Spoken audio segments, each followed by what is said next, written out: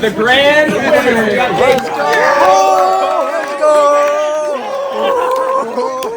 Okay, I'm gonna do something and I hope it works. Okay. Holy cow. It's so close. He just brought a flyer out. Now, this was my first time ever going to a pre-release event, so I had no clue what to expect. I watched a lot of the professor videos and a lot of just different YouTube videos on like what I needed to expect for pre-release, how to even build a pre-release deck, and on top of that, I didn't even know like what the game mechanics would be for a pre-release. So I came in this completely blind, and there's just like so much to learn, and that's why I'm making these videos to show people who might be like me, who are either getting into Magic or learning Magic or even like really good at Magic, but want to see sides of it that they've never seen before, or just want to learn or experience Magic in a way that has never really been shown on YouTube. By the way, this is Mr. Magic, and if you haven't subscribed already, this video is going to make you want to subscribe. So feel free to subscribe already, because I'm so excited to show you what it was like behind the scenes in an actual pre-release event in a way that no one's ever showed you before. And spoiler alert, this was my first pre-release event, but your boy still came out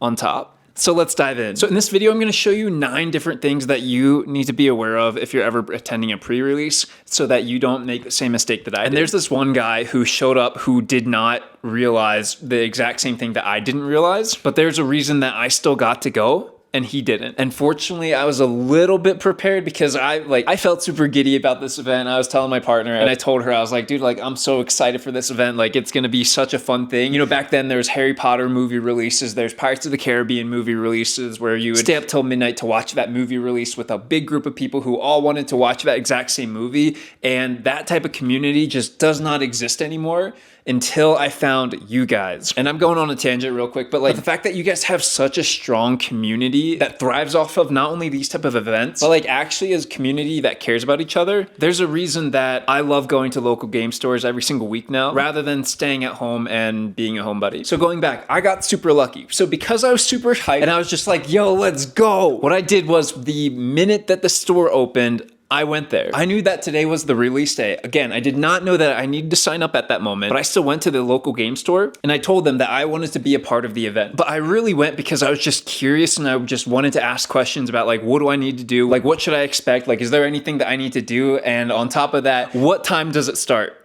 Okay, so yes, I literally did not even know what time it started. I was like kind of out of the blue with all of that. So that's why the minute that it opened, I wanted to go there and figure all this out. So when it came time, again, remember, I was super, super excited for this event. But when it came time, I would know what I needed to do. And that's when I learned lesson 1, that you need to sign up for the actual pre-release. So now I had my name on the list and I was ready to go. I knew exactly what time I needed to be there, but there's still an issue. There's 5 different pre-release decks, and there's one that I specifically wanted. However, because I was literally, and I'm not even joking, I was the last person to sign up on the pre-release event sign up, I had last dibs. I would not be able to select whatever commander box, and I would just be handed the last one, and it was up to fate to see which commander box, I'm saying commander box, but I meant pre-release box, but which pre-release box I would get. So I was super stoked still, but I was a little bit bummed out, because I was like, okay, this is gonna be a little bit of a disappointment, because I'm not gonna be able to choose exactly what I want. But I got lucky, because I thought about it and I realized that those people put their name on the list to be a part of the event. They did not put their name on the list to choose which product they get first. So in my genius plan, I decided to be one of the first people in the actual store. And by the way, they're not sponsoring me or anything. I just want to hook it up because they've been such an amazing game store. They're called Heart of Gold, and they're based in Northern Colorado. And the staff is genuinely one of the sweetest people. But like I was saying, my genius idea was, okay, if I can actually get to the game store early before people would even think about getting to the actual pre-release event, would that help my chances in being able to pick the pre-release box? So I got there almost 2 hours before and literally didn't bring anything, and I was like, okay, I'm just gonna be here, sit here. If no one's here, I'm just gonna hang out just with the people, because again, the people at Heart of Gold, they're just super fun people to just hang around. So I decided to go super early and I got really lucky, because guess what? Once you got to the store and you were there for the pre-release event, it was first come, first serve. And you can probably guess what happened by now. I got the exact box that I wanted. Not only did I get the best box, I got the card that I wanted out of all of the cards in this whole entire series, and it came in this box. And spoiler alert, that card alone paid for the whole entire pre-release event. So what I'm going to do is I'm going to read your name off in the order that you signed up and paid. Try to keep your trash a little contained. We will help you out. Let's all work together. It should be a seamless process. Happy cracking. Go! So now it came to the parts where we started opening the deck. And this is where I made the second mistake. Because if I didn't make that mistake, I think this pre-release event would have gone so much smoother than it had actually gone. I made this mistake and people were like, do you know what you just drew? And then everybody in the store was like, you need to sleeve that card immediately. And I started reading the card and I was like, okay, oh my goodness, that's a card in this deck? And I kind of felt like a little bit of an idiot because it was like most people probably studied for like what all the different cards there'd be. Like maybe not all of the cards, but maybe they studied a little bit of the cards so they sort of know like what type of decks they can build during the pre-release event. But I barely knew like that in depth of like what I should do when creating an actual pre-release deck. And mistake number 2 was to actually study what type of cards are going to be at the event. Because once you understand the mechanics and once you understand how the pre-release technically should be played, depending on the different mechanics that you choose, you're going to have a significantly higher advantage than most people. And when I mean most people, I meant people like me. And that brought me to mistake number 3. Because when you're in a pre-release event, you're not only there to have fun, but you're there to be in a competition and you're there to play for something that's more than just pride. Now, I was aware that there's going to be prizes and I was aware that you're going to play against people, but I didn't realize how competitive, and not in a bad way competitive, like not people like beating you down, but like people wanted to win. They were there to have fun, but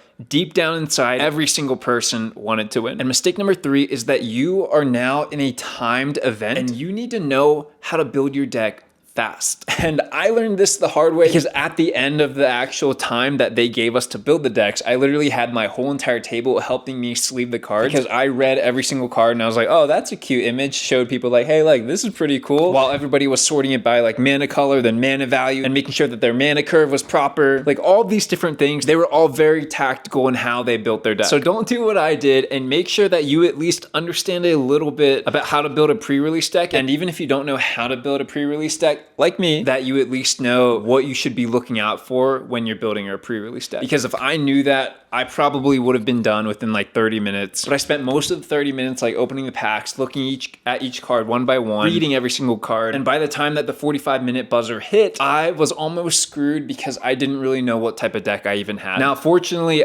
I got saved by grace because Alvin was such a G and he gave me like expert advice. He was like, okay, you need to do this. You need to do this. Here's your main cards. Now, he didn't look at every single card for me, obviously, because he was doing his own cards, but he did give me a thumbs up of approval saying, hey, what you got is good. But spoiler alert, what he had was significantly better. And that made me realize that there's levels to how some of these people prepare for this. And it's not to say that these people are like here to literally dominate and don't care about anybody else. It was not like that at all. And like if I'm making it sound like that, please do not think like it's like that. Just understand that this is really fun, and there's people like Alvin who really understand how the game mechanics work. And that's just what happens when you've played for a lot longer. And by all means, I'm happy with that because people like Alvin are helping me become a better player faster. So even though I had a much weaker deck than him, I learned from him what it would take to actually build a much better deck. So the first game started and I was paired with a really sweet guy who also was his first time playing a pre-release event. And he was such a sweet guy, but him and I both didn't really understand like what the strategy is and how fast you need to play. So right off the bat, I was playing a green-black deck. And then I'm gonna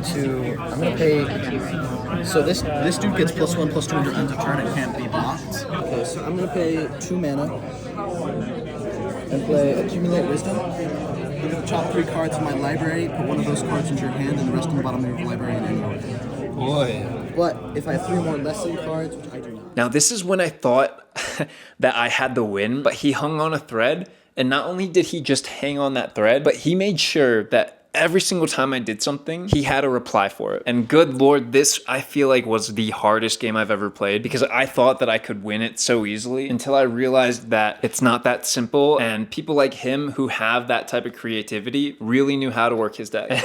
And honestly, I was super excited about that because I was like, dude, I just love how these people are thinking. It's a whole different way of thinking. And it got me.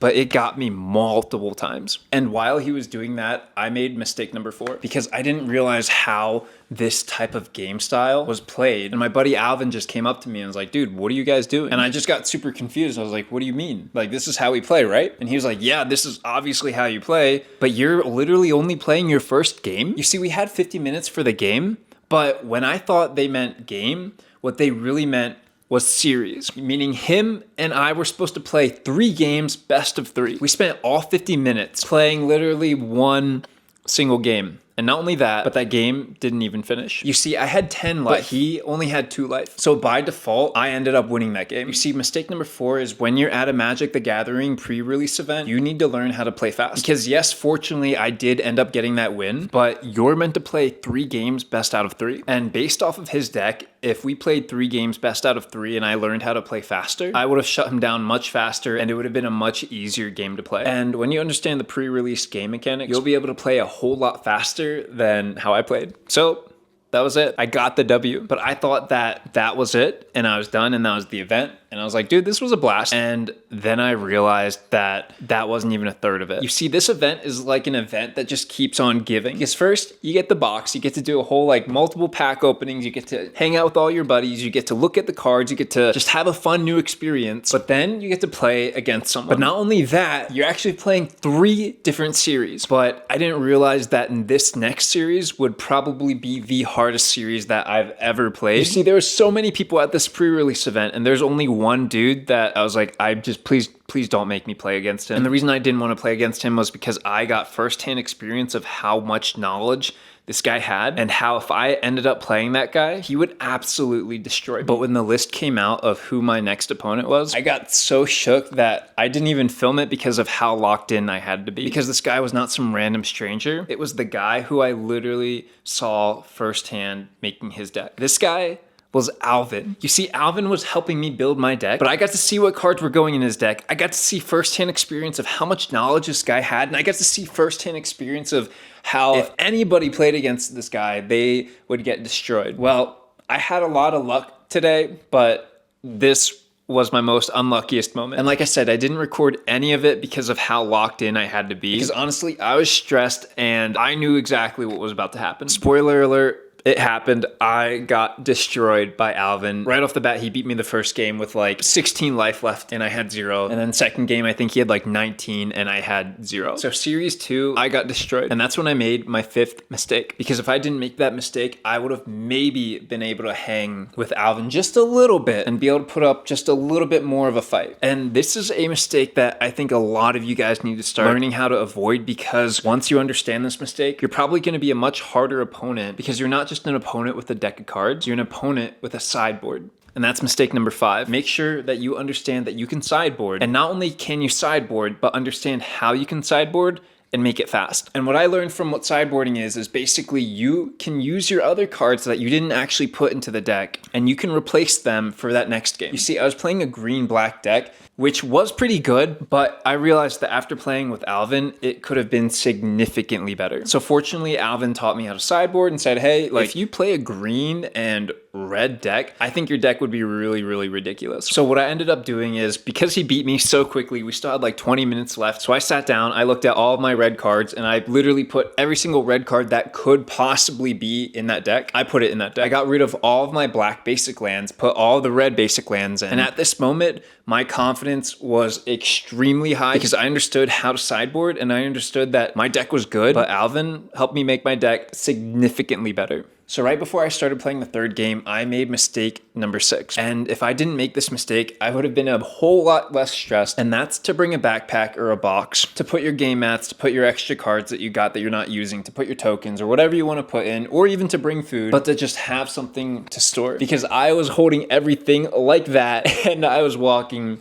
to game number 3. So that's a quick one. Don't make that mistake. Bring something. So this was it. Round 3. If I didn't win this round, I would have 0 chance at even getting any prize. And I'd walk away having a lot of fun, but I wouldn't walk away a winner. So this game, I really had to lock in. Now, the 3rd guy that I played was super, super sweet. And he also was playing a red deck, but it was a red and black. So this was truly fire on fire. Now, I didn't film the first game, but I filmed the 2nd game. And that first game went by really fast because he had 3 different blockers. But every time he would actually attack me, I'd take that damage because it really wouldn't be that much damage. But then he'd have 0 blockers set up. And because of my earthbending and firebending, I was able to swing, but I was able to swing big. So within a few turns, I did a lot of damage. And I realized how powerful this deck really was. If I won this game, and by golly did I get lucky. And because remember when I was talking about how there was one card in that deck that I got that literally paid for the whole entire pre-release event? Well, I drew that in my hand, and it was one of the first cards I got to play. This honestly was wild, because I drew a Badger Mole Cub, and at this time of filming, this card is worth like 35, 40 bucks. And I was watching the Command Zone, and some of them said that this card could go for much, much more.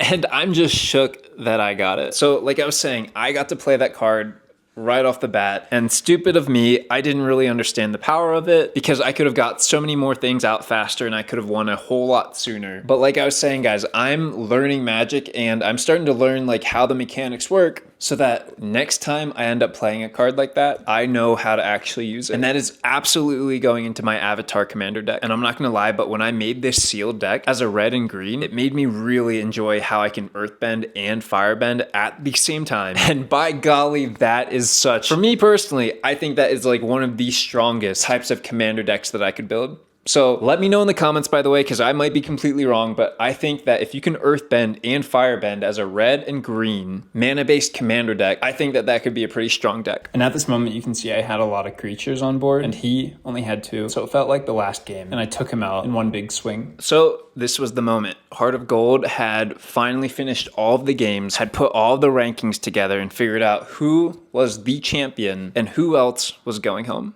Now, this is where mistake number 7 comes in, because no matter what happens, you need to make sure that you're having a fun time. And that's literally the whole point of the event, is to have a fun time. I'm not going to get too detailed in this mistake because fortunately I didn't make it. I had a blast, but I saw some people who got a little frustrated at this current moment because they realized that they weren't going to win anything. And yeah, if you want to live life like that, like by all means, go for it. When you realize that you're there to just be with a community who just enjoys having a fun time together, you'll realize that life's not really always about winning and it's about having fun. And yeah, that's corny, but I think a lot of people still make that mistake. And once you start realizing that it's just about having fun, I think life's gonna be a whole lot more fun. So they just listed off people who were not winning anything at all. And I'm not gonna lie, when I won 2 games, but not 3, I expected that I most likely would be in this list. You see, I only played 1 game at the beginning. Fortunately, I won that game by default, but the second game I got completely destroyed. And the third game, fortunately, I did get lucky and win that. But I didn't think that that was enough. So I didn't record this part, but this is when people started realizing that they weren't winning. And like I said, I genuinely thought that I would have been on that list. And he didn't call me and I was like, okay,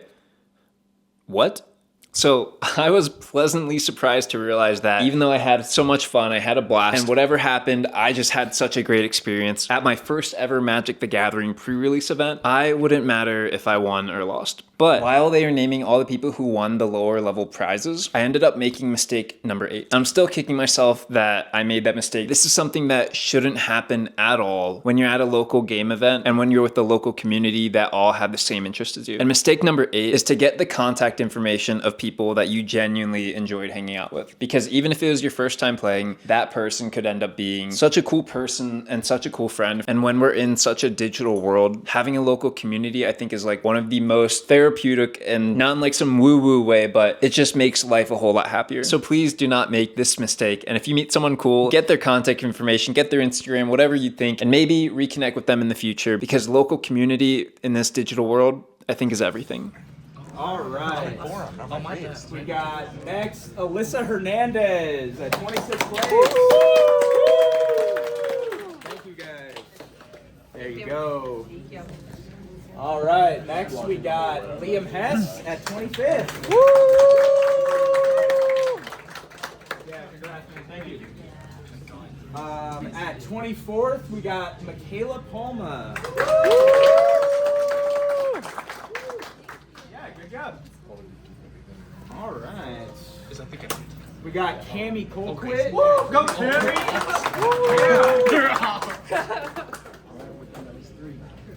Okay, we're getting money.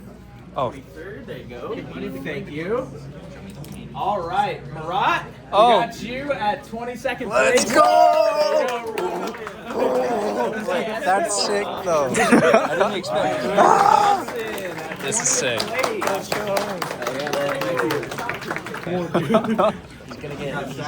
Ninth place, we got Alvin. Let's go! Whoa! Next, we got Jacob. Oh, let's go! The grand winner, Dax Cutler. And not only did I win, but both Jake and Alvin got into the top 10. And that's where you ended up making mistake number 9, which is going to subscribe if you've gotten this far. So don't make that mistake and go subscribe. I'll catch you later.